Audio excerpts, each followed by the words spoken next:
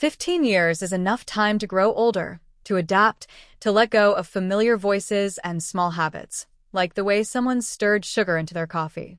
When Emily and I parted ways, it wasn't marked by chaos or betrayal. There were no heated arguments, no doors slammed in frustration. It was a quiet unraveling. We gradually became strangers who happened to share a home. I remember lying awake at night, listening to the rhythm of her breathing, silently wondering how we'd gone from sharing late-night conversations under the covers to barely brushing shoulders for days. We made efforts to repair the cracks, sessions with a marriage counselor, planned evenings out, even a brief escape to the coast. But nothing shifted. Our conversations became shallow, forced. Silence, once comfortable, now felt suffocating. It was as if we were merely two caretakers raising a wonderful little girl under the same roof.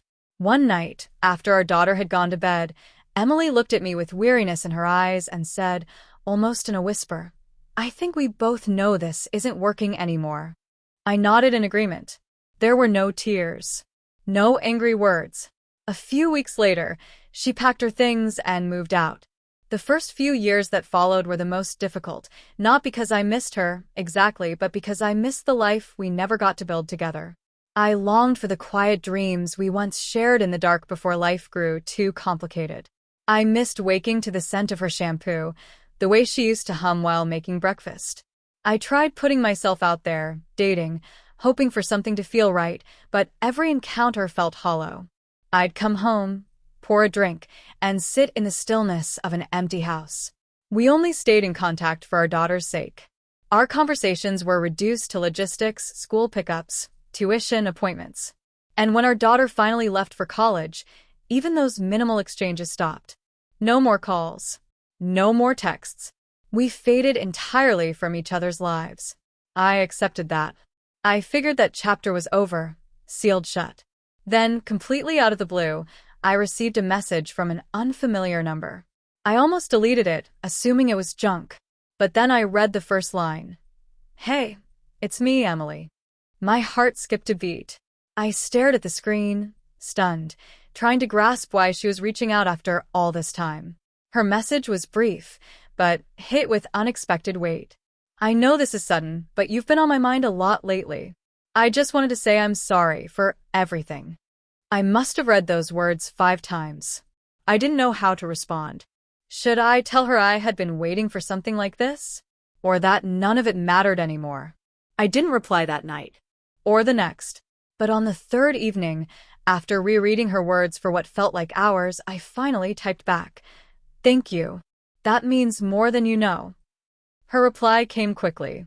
She opened up about everything she'd been through: therapy, a second marriage that didn't last, health challenges, and long stretches of loneliness.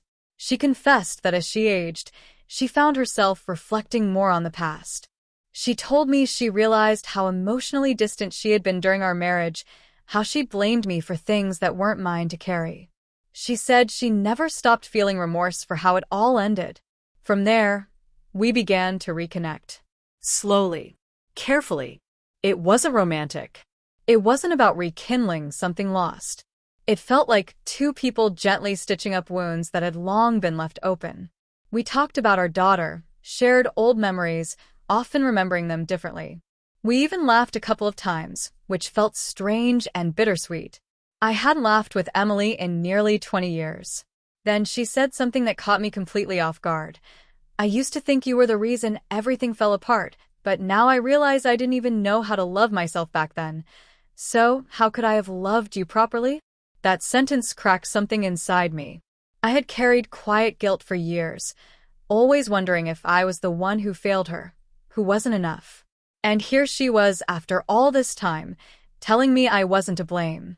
We never planned to meet again. There was no dramatic reunion or promises of a fresh start.